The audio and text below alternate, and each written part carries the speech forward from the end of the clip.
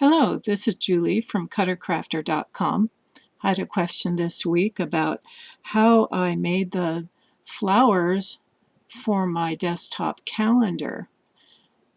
I did provide PDF instructions, however, sometimes it's easier to follow along with a video to see the process for shaping these flowers. So that's what I'm going to do today. I've already cut out my flower shapes. Each one of these flowers has 4 layers, 2 larger and 2 smaller. In the cutting files that come with this project, you have enough shapes in the cutting file to cut all of these flowers. There are 4 different size flowers. There's the large pink one, then there's a medium that I did in purple or lavender, and the smaller ones are in 2 different small sizes. I used 60-pound cardstock. The light pink and the lavender are in shimmer cardstock, and the darker pink is simply 60-pound Recollections cardstock in the big Essentials pack.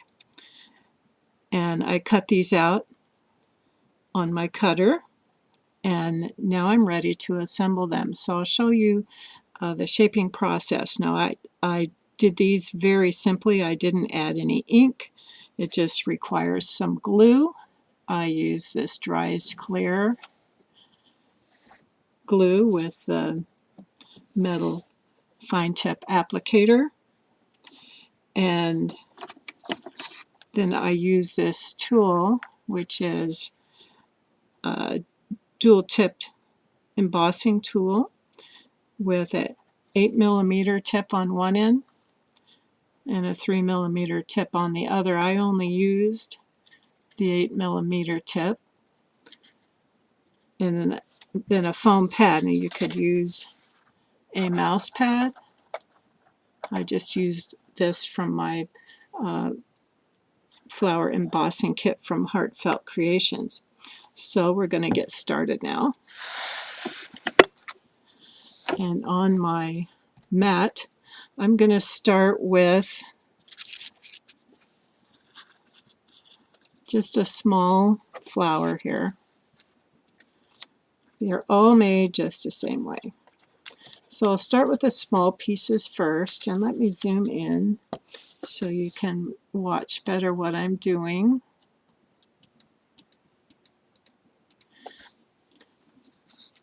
So each of these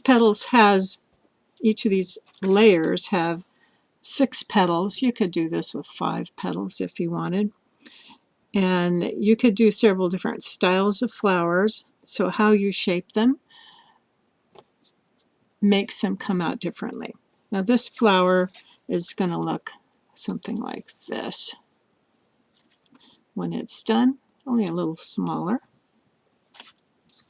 First I'm going to take the smaller flower, and from the back side, this happens to be the same on the front or the back, I'm going to take my 8mm tip, or you can use any size tip that you have, and I'm going to go in a circular motion pressing against the foam pad on each of the petals. Now this is the back side of the petal layer, and each petal I'm just going around in a circle. And this breaks down the petals and it starts them bending upwards. And then in the center, I'm going to also press. The harder I press, the tighter the layer goes. I can draw it closer by dragging from the top of the petal towards the center, but that wasn't really necessary, and since I have so many flowers, I mostly just did this circular motion until I got a nice tight little bud. When I squeeze it together, you can see the bud forming. So once I get one bud formed, I'm going to take the other small piece do the same thing, round and around and around, round each petal, just to break the fibers and let them curl naturally up. And finally in the center again, pressing straight down in a circle to get that tight little bud. I've got two buds, one's going to go inside the other, and I'll shape the two larger layers here. Again, the same way, and whether you're doing a large flower or a small flower, it's the same. Round and around on each petal, pressing against the foam pad.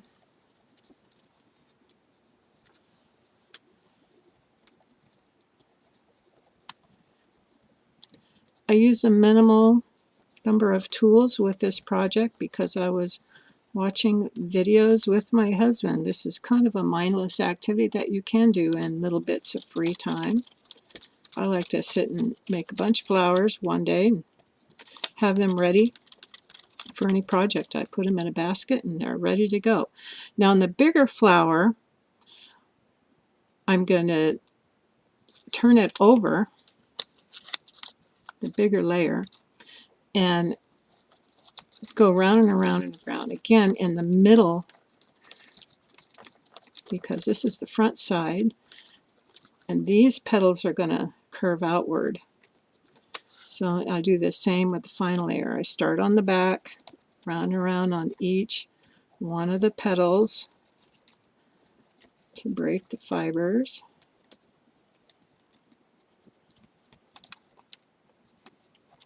And then in the center. Now if I want the petals pulled up more, I can draw my stylus from the outer edge of a petal to the inner petal.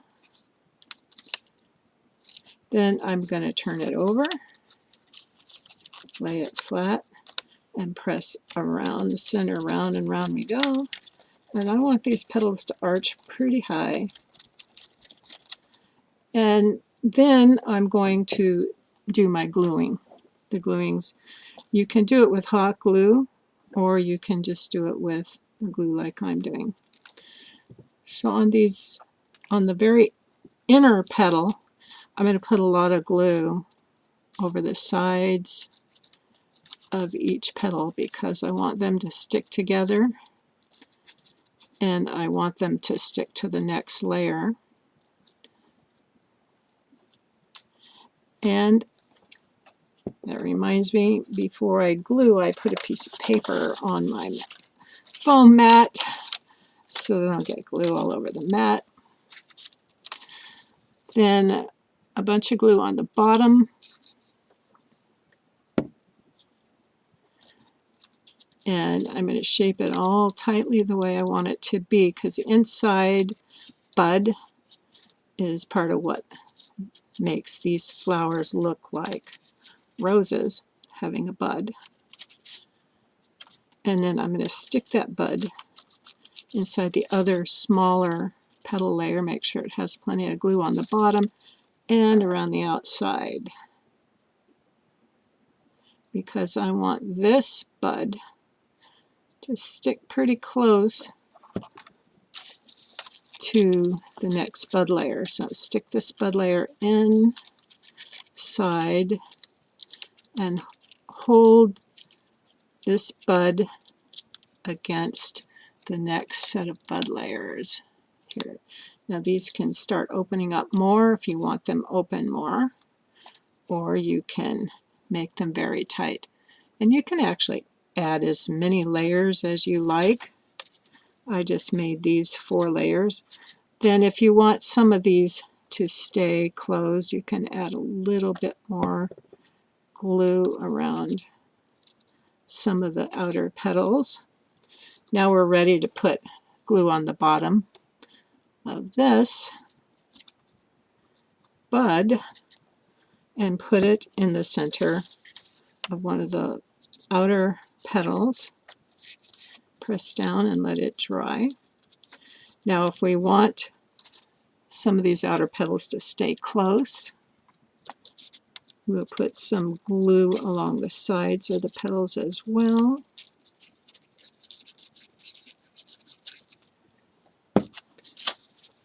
and then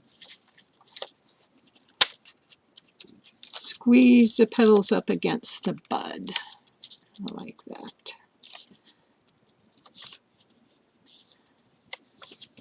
Once we have those the way we want them, then we can add some more glue. I'll just put the glue on the final petal layer here in the center and put the assembled flower in the middle. Press it down till it dries a little. And if you want these outer petals to be up a little, you can apply a little bit of glue to the base of each little petal. And then squeeze it all up together. Now it's okay if the petals are squished a little as you let go. Then you can shape them the way you would like. Now, as they're dry, I take a paintbrush. I'm going to put the lid on my glue. I'm going to pen in it. Now, each one of these petals can curve outward to give it more of a rose look. I take my tip of my paintbrush around the tip of each petal and curve it outwards.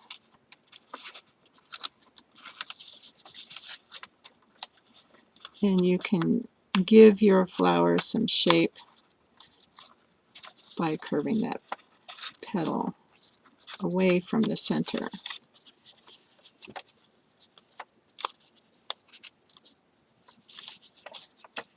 And when you stack your layers, you want to stack them so that the petals are opposite spacing to give a fuller look. And I'm just turning some of the tops of these petals, these outer petals, outward. And then you can do some of the inner petals. You could shape them before, but I think it's better to shape them when they're all in a group. You can see how you want them to go. Now, if, as you can see on mine, the inside bud kind of opened up, I'm going to press with my ball down the center, push on my paper so that the flower petals stand more tall than wide. And I can add a little more glue around the inside bud to make it close up better, because I like this particular flower to have a nice tight bud. So shape your petals the way you would like them to be, and you may need to add a dab of glue here or there to make them stand the way you want them to be. When you have the petals all shaped and positioned the way you like them, then you can take the leaf layer, and there are 3 different size leaf layers in the cutting file.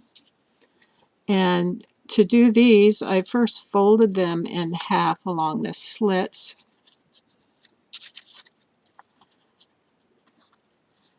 And then I also used my paintbrush to curl the ends away from the center.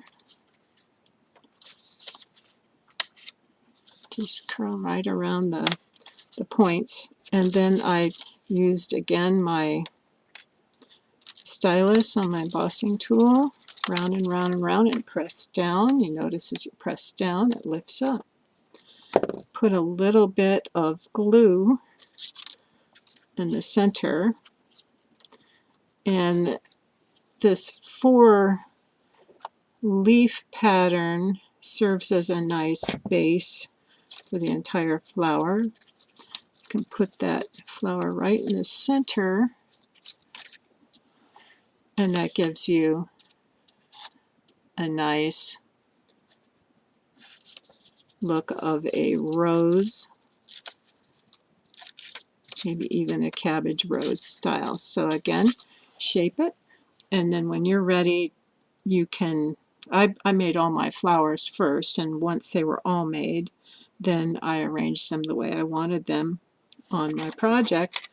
I actually made a lot more than I needed, so I ended up with quite a few flowers, and each one of them has their own little bit of character in a few different sizes. So I'll show you this. Again, we'll zoom out so you can see the project. Put a number of flowers here, one up here in the corner, put some butterflies down here, and then little pockets for my calendar pages for my desktop calendar project. You can find the cutting files for this project at Pazels.com.